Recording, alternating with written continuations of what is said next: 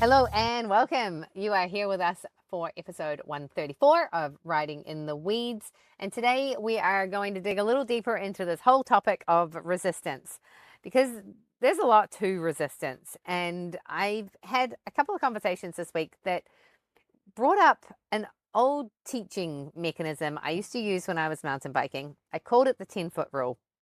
And we're going to go into this a little bit more. If you struggle with the comparison trap a little bit, if you find yourself looking around you and seeing things and making yourself feel less than because of the things you see around you, then you're not doing anything about it.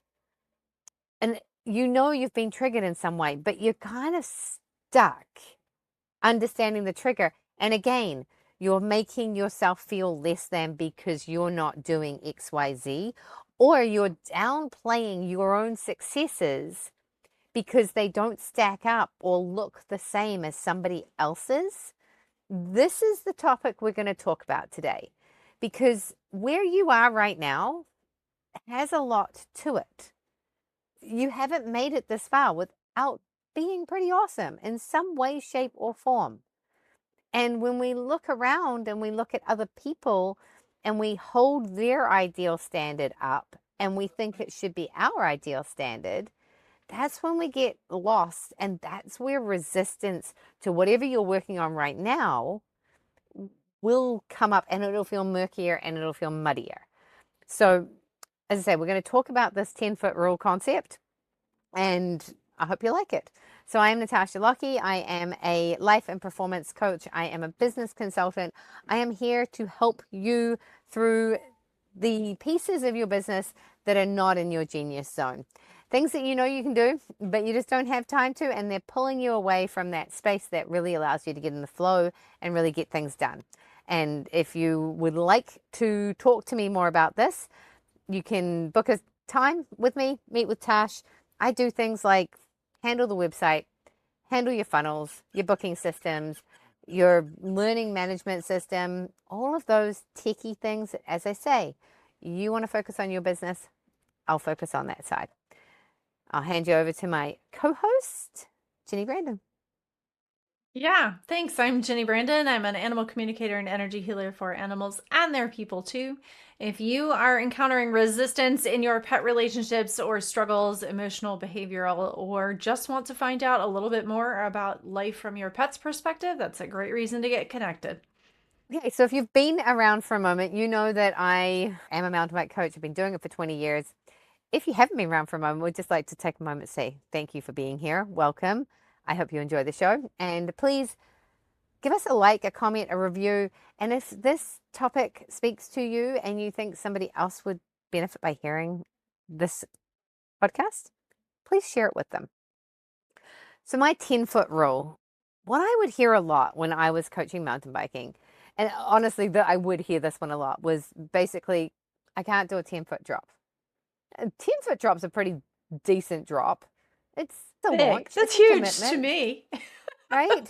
That's huge. And I got to the point, I'd look at the person, I'd be like, do you want to do a 10-foot drop? And they'd be like, not really. Like, okay. So why does it matter? They'd be like, well, I can't really call myself a mountain biker if I'm not working towards doing the 10-foot drop. And it wasn't always a 10-foot drop. There were lots of different things. The Seven Summits, it's a 35-kilometer, 24-mile bike ride. You go up 5,000 vertical feet, 6,000 vertical feet, and you go down 7,000 vertical feet. It's been a moment, so I've forgotten my stats. But it's a lot of up, it's a lot of down. It's a big ride. And again, it's like a 10-foot drop. Like, oh, I can't do the Seven Summits. So, do you aspire to ever ride that far? And the answer to this question is really, really important because it allows you to make decisions. When you're on a bike trail and you're riding along and you get to a feature that is something that you actually never want to do, you can get off and walk your bike over it. It does not mean that you can't ride that bike trail just because it has features on it that you actually don't ever want to do. And what's interesting is that I used to do this with people in many different facets, but we would eliminate the thing that they didn't want to do, and we would make it okay. Now, the fascinating part of this is that when you eliminate the thing and you make it okay to not be there, you actually might start to gain skills that will get to a point where, especially if you're on a bike trail like that, if you never ride that bike trail because there's features on it that you have to get off and walk because you don't ever actually want to do them, when you expose yourself to that over and over again, there actually might come a time when you change your mind. And that is kind of the key, right? Yeah. Because when we're looking at stuff that is outside of our realm of capacity, it doesn't look possible. And we have to expand our capacity before we're able to hold it. So when we are, again, I'm just going to repeat myself, when we're looking at things that are outside of our capacity, we don't want to be comparing ourselves to that standard because we're not ready for it yet. And if you think about so many things in your life, I bet you could come up with so many things that at one point in time you were like, I'm never going to do that. And now you do it without thinking. I remember the first time we rode this bike trail and we got to this section and we walked down it and we got to the bottom, and there were 4 or 5 of us, and we're like 2 years in, and we all sit at the bottom and we look up and we're like, I think that's rideable. That's like so not possible. I don't think anyone could ride that. This is not possible. And as we're having this conversation about how this piece was just clearly something that everybody walked down, a whole bunch of bikers came around the corner and rode down it like a bunch of rock stars. And we were sitting there. Okay, it's rideable. Not for us. Maybe one day. And we're also at that moment sitting in a little feature area that had these massive skinnies that were up on stilts that were teeny tiny little boards that were barely twice the size of our bike tires. And we're also looking at those going, okay, well, clearly people do these because they've specifically built them. Again, not within our realm of possibility at that moment in time. And my husband's in the background making comments, and yeah, it took a few years. And he went back and he got it. I never did those. I had no desire to do those. I wasn't even sure I had the desire for him to do those. But he did. And so he did it, and I kind of watched with one eye open. And I never felt bad about that because it just was not something I wanted to do. So when you are comparing yourself and making yourself feel less than for something you're not doing, first of all, ask yourself, is it something you actually want to do? Is it something that you want to be? Is it something that you want to have? Because you can admire things from afar. I often admire the massive, big houses on the cliff, these multi-million-dollar mansions that are gorgeous with their infinity pools. And Ian says to me, I don't want one of those. Kind of like the skinnies. And I'm like, oh, but it might be fun. It doesn't mean anything. It doesn't mean that my property isn't amazing. It doesn't mean what I have right now isn't great. And I don't know if I want one of those. But it doesn't mean I can't look at them and be like, yeah, that's pretty cool. Probably really noisy. Safe. Keep you up all night. Yeah.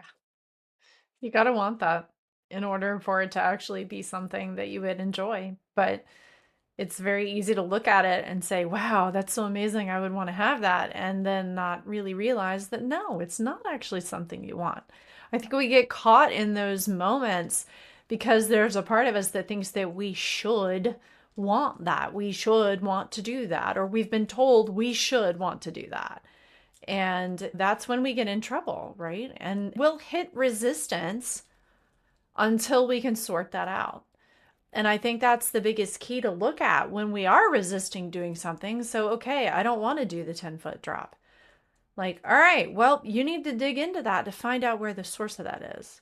Because when we don't know where that's coming from, is that coming from somewhere outside of me that someone told me I should and I don't actually want to?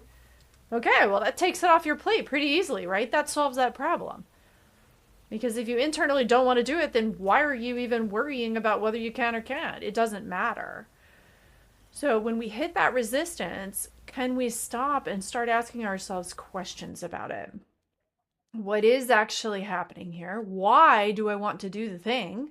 Have I been told that it's the only way I'm a mountain biker? Have I been told it's the only way I can be in business? Have I been told it's the only way I can ride a horse? What have I been told about this situation that might be why I'm hitting the resistance? And then if we can find that out, everybody says, well, if you're going to be in business on social media, you need to be posting 5 times a week. Well, that is not working for my system right now. And just because somebody said I should do that doesn't mean that I actually need to do that and or that it will even be good for my own business. Because if we're going to try to do the thing and it's not really in alignment for us, it's not going to work. It's not going to give us the results, even though it's technically a checkbox on the way to the goal. Technically, yeah, posting 5 times a week is a checkbox on the way to having a successful business, right? That's what everybody says. But if it isn't in alignment for your system, it's not going to work. And I know people who run very successful businesses who post once a week. Heck, I know people who take an entire month off at a time because they feel like it. And they still run an amazing business. So the rules are a lot less firm than any one of us really wants to believe. And if we hit that resistance, that's a cue to start digging in and exploring what's going on. Why do we think we need to do the task? And where is that coming from that's holding us back? It might be a pattern from your childhood. That's what I've been bumping up against recently. I have some old protective patterns from my childhood that kept me safe back then, that now as an adult are not really being all that helpful. So now it's up to me to figure out how to sit with them and honor them until we can get through them. I've already done a lot of that work on the horses. My horse was triggering to ride. He's big. He's huge. He's about twice as large as an average horse, right? And when he would get upset, it was very scary. People are still scared of him today. It wasn't just me. I wasn't alone in that fact. When he would get upset, he was very difficult to manage. Just a lot of weight he can throw around. And if he decided he was doing something, he was winning. You were not. So there were times where I was afraid to ride. But when I gave myself permission to not even worry about that, to just focus on the next thing and to focus on working on the ground, there would come a day where suddenly I would want to ride again.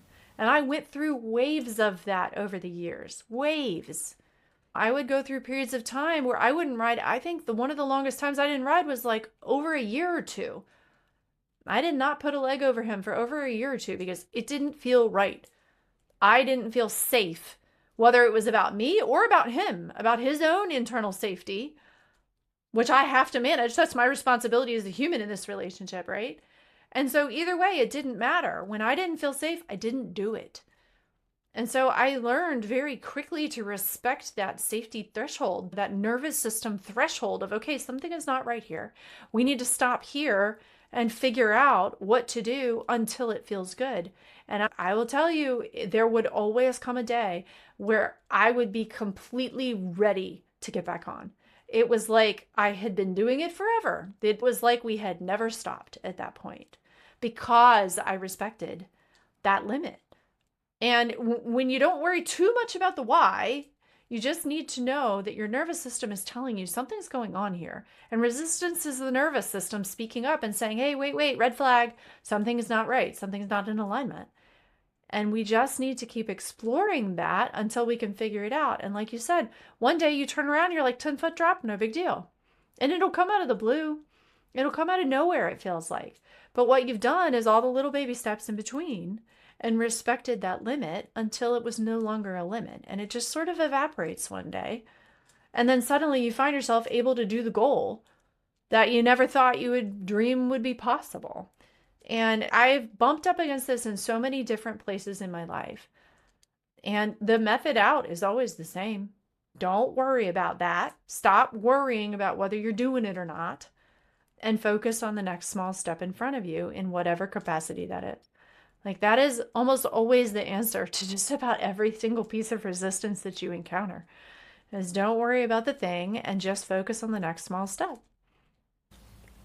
I wonder though whether sometimes it's not so much the small step. We talked about it last week with resistance. You actually have to think about what might come up for you, right? So again, they're not going to do something. Mountain biking, I had a person in one of my groups and she really struggled to go out for a bike ride. Well, she lived halfway up a really steep hill. So for her to go out for a bike ride, the first thing she had to do was go up a really steep hill. And it was going to suck, right? And so when she thought about going for a bike ride, all she could remember was the fact that it's the first 5 minutes of any bike ride she went on sucked. And she lived so close to the trails that getting in her car and driving her bike to the top of that hill was kind of ridiculous. It was maybe 500 meters. So she was in this quandary, but the resistance to go for the bike ride. So honestly, one of the ways to fight that resistance would have been to put the bike on a car and drive to the top and just be okay with that. And I said to her, I was one day, go and get an electric bike. She said, Tash, I can't do that. That's just, no, I can't. I just got to get over it. And I'm like, but are you going to get over it? Like, honestly, just go and get an electric bike. Now, obviously, this was within a bigger context of a conversation, so I realize that it's not always this easy. But within the context of this conversation, it made sense. It's like, Kim, just go get a different bike. And I spoke to her a few months later. She's like, Tash, I went and got an e-bike. And I was like, how's that going for you? She's like, I ride every day, sometimes twice a day. I was like, what changed? She's like, it's so easy to get to the trails. She's like, I'm excited to go for a bike ride because that's the right tool for the job. Yeah. She removed the piece of resistance that was in the way. Yes. Right? Yes. The other alternative would have been to just get over the fact that it was only 500 meters away and be okay with just putting the bike on the car and driving to the trail. In this particular situation, I was like, just go and get an e-bike. Because if you can actually see where that resistance is, and now the other piece to this that came up in something I was listening to yesterday was around that whole, what is the feeling that you're going for? So again, you're looking at the person doing the 10-foot drop. If you were to do the 10-foot drop, how would you feel? What is the feeling that you have associated with what that person gets when they do a 10-foot drop, right? Well, obviously they have huge confidence. Clearly they're fearless. They feel great about themselves after they've gone for a bike ride. When you're looking at the person who is all made up and looking beautiful, they've got the perfect clothes and the outfit's perfect and the makeup's perfect and the hair's perfect. What is it you imagine they feel like that you don't, right? They feel confident. They've got high self-worth. Everyone's looking at them and admiring them. And whatever it is that you associate with that thing, if you live in the multi-million-dollar house on the cliff, like, how do you feel when you come home and you're in that house? What is the feeling that you associate with having that thing that you're feeling less than because you don't have? Well, we know for a fact that just having the thing is not going to give you the feeling. And if you can feel the feeling without the thing, you will bring the thing closer to you. When you're going to the gym, how is it you imagine the person who's at the gym feels? Right? I'm sweaty. That's the reality, right? That's the actual reality. And that's why we shouldn't get hung up on those things. And they are struggling just as much as you are. They feel the weak. Inside of any experience, is the same. Right? It's all the same. So they're looking at the next person thinking that they're having a Yes. different experience than you're having. Well, I've been going to the gym for 3 years and I still feel like it's really hard. And I was It's a sure hot, that if sweaty I mess. started, I was going to feel a certain way. And I don't feel that way, right? Yeah. And it's funny because when I go to the gym, and I said to my friend who kind of sparked this whole topic, I was like, yeah, you know, one of the times that I look in the mirror and I feel really good about myself is when I'm at the gym. Because it does not matter how I feel about the image in the mirror, I can look her in the eyes and say, we're doing something about it. Or I can say, look at you, you look great. But if I look at her and I think she doesn't look the way I want her to look, I can look at her and go, yeah, we're working on getting there. Which if I'm sitting on the couch eating Twinkies, looking really in the getting mirror, there. I'm not, I'm looking at myself going, this isn't getting us there. Yeah. So again, if I'm eating the Twinkies, what was the experience that I wanted to feel because I'm eating the Twinkies? And that's what I need to be feeling. This was something else that came up in a podcast the other day was if you're going to eat the Twinkies, because I've started down that path, like really acknowledge how you want it to feel while you're eating the Twinkies. Don't start eating the Twinkie and then feel really bad about yourself because you're eating the Twinkie. Yeah. Because like, well, now you're gaining calories, gaining fat, all the Yeah. things. Twinkies, just don't eat Twinkies. But Enjoy the hell out of the Twinkie if you're gonna eat it. Like, because you're go eating for it, poison, right? so you really Yeah. should enjoy it. Same thing, if you're going to have a margarita, enjoy the margarita. Enjoy Yeah. the wine. Don't feel bad about the thing that you're doing. Remember that whatever it is that you look at and see, like, manifest that right now. And that will bring it closer, and it will also, like, start to break down that resistance wall, because you will feel closer, because you don't actually need to do that thing now. I don't need to get all dressed up and make my hair and my makeup perfect because I feel great about myself right now. Now, if I choose to then get makeup on and do my hair, I'm still going to feel great about myself. There isn't any difference between the me with makeup on and the me without makeup on. We have the same feeling. It's just a different situation. Yeah. The biggest thing is just to recognize when that resistance shows up and start asking the questions about it. Start getting curious about what's there because there's something there for you. There's a piece of information there for you. Number one, it might be go get a different tool. An e-bike is a different tool in that situation that eliminated the resistance. I mean, me personally, I would have thrown the bike in the car because I wouldn't care. I am not the kind of person that cares if I'm walking on a trail or if I'm taking my car to the bike 500 meters to get to somewhere that I start. Or I would have walked to 500 meters. That's not that far to walk with a bike. It'd be a little annoying. Then you might I'm feel- the same way around the horses. Like, you do what you got to do in order to get where you need to go safely and feeling good about it. Yep. And the thing is if you're already feeling the feeling, then there's no need to feel bad. But if we're in comparison, and if we are doing something in order to try and fulfill a feeling, it's not going to work. Nothing outside of us will solve the problem. And if it does, it's a Band-Aid. Yeah.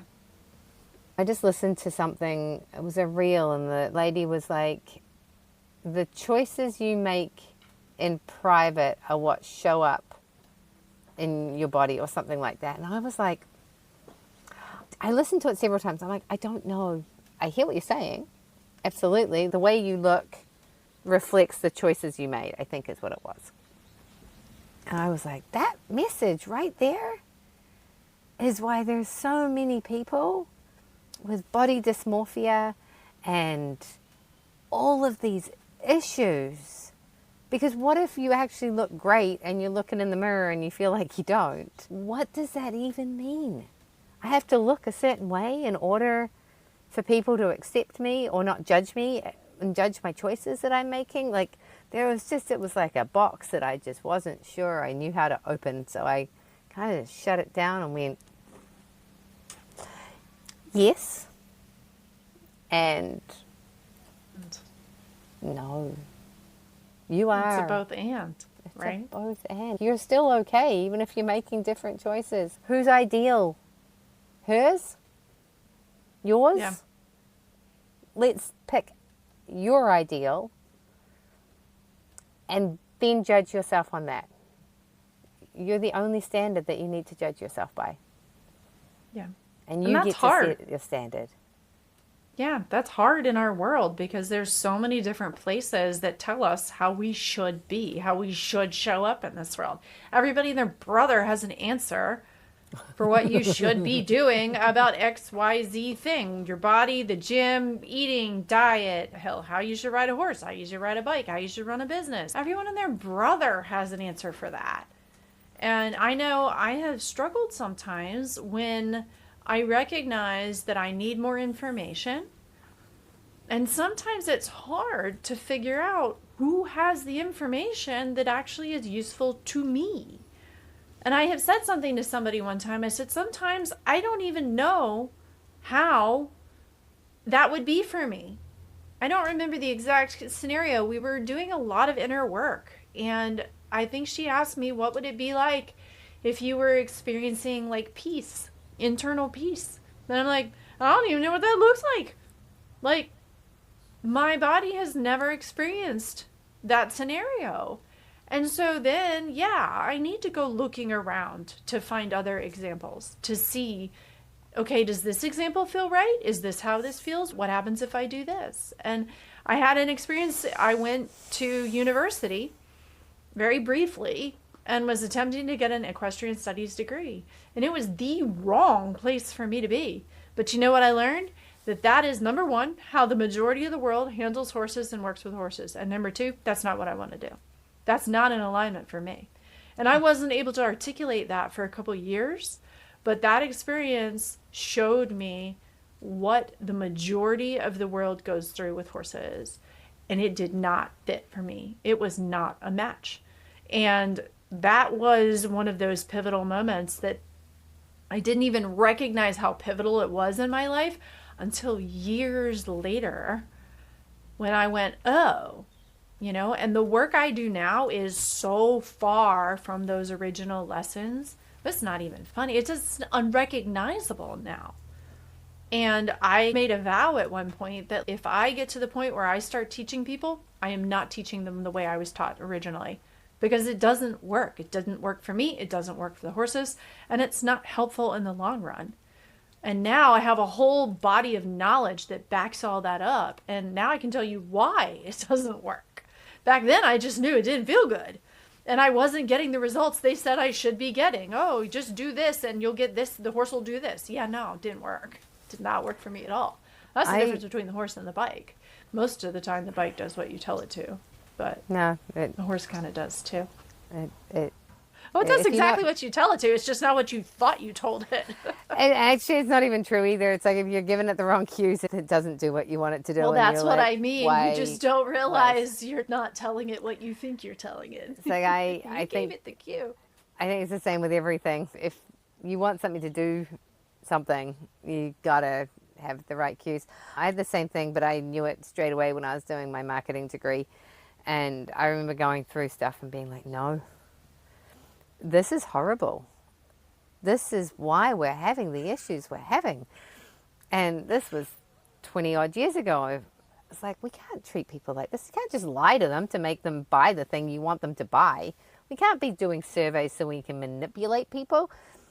Okay, that's what marketing is. So how can I use this force of evil and use it for a force of good? How can I take this information and use it as a force to change the world in the way I want it to, as opposed to manipulate people to spend money where they don't need to? And it didn't align. It didn't feel right. I spent my whole time being like, okay, I'm going to use this information and I'm going to do something good with it. I worked in the environmental world, marketing for environmental reasons. That was great. Marketing so that I help you feel better about yourself, it's awesome. There's many ways that we can do this, but I knew that one wasn't aligned with how I felt about the world. Okay, so coming back to where we started here, what we want to leave you with is just that remembrance that you don't have to do the 10-foot drop. And it's not about the thing. It's about how you think the thing is going to make you feel. So start there and figure out how you can achieve that goal. If you want to feel good about yourself and your body, maybe going for a walk every day is the thing that's going to make you feel the way you think that person you're looking at feels every day. Maybe it is going to the gym. Maybe it's starting a yoga practice. Maybe it's doing HIIT yoga. But make sure, HIIT yoga, that's not a thing. Well, kind of is power yoga. But make sure whatever it is that you're choosing to do is going to make you feel good.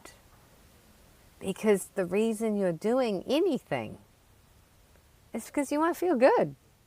As humans, we want to feel good and satisfied after we've put in some sort of effort.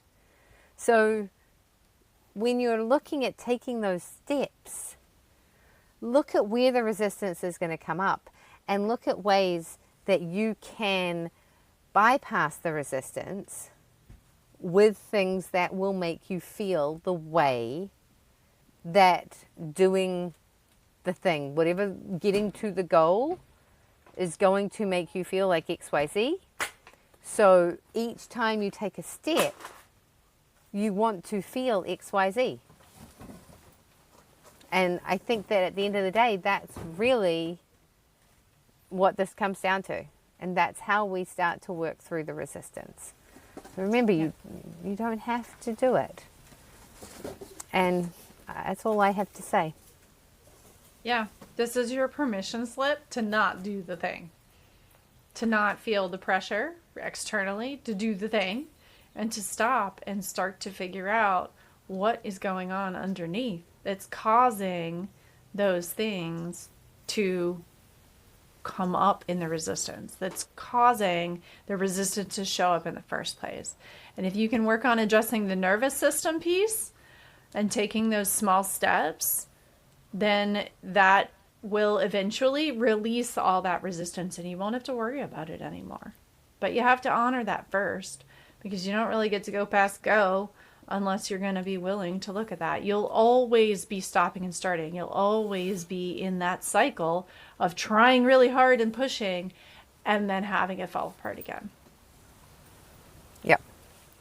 Okay, so I am Natasha Lockie. Thank you so much for being here with us today. Again, if you're looking to get some help with tech, you need a website built, you need a booking system, you need a learning management system, anything that I can do to take that off of your plate, let me know. Meetwithtash.com. You can also find me on the web, Natasha Lockie, on Facebook and Substack and LinkedIn. I'm a little bit haphazard, but I do know how to do social media as well. I'm just busy doing other things when it comes to myself. So yeah, that's me. As I say, connect with me, meetwithtash.com. I would love to hear from you. All right, sign us out there, Jenny. Awesome. Yeah, I am Jenny Brandon. I'm an animal communicator and energy healer for animals and their people too. If you are dealing with challenges in your relationship with your pets, whether that's a behavioral or emotional, or you just want to get to know your pet a little bit better, that is a great reason to get connected. You can find me on the web at soulpetconnections.com and on Substack, Instagram, Facebook, and YouTube under the same handle. So thank you for hanging on so much through this wild ride through the weeds today, and we look forward to seeing you next time. Thanks, everyone. Have a great week.